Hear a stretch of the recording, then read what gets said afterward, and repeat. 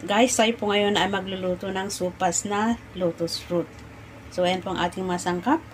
Munggo, lotus fruit. Yan, na-prepare ko na po siya.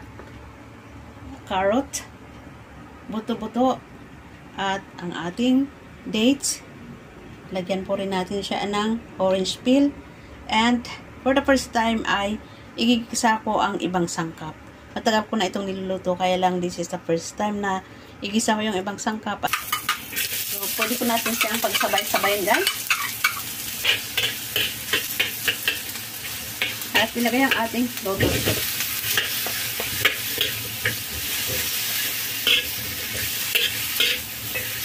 Pagkatapos, guys, ay ating ilipad na dito sa ating pot, kung saan natin pakukuluan ang ating sopas.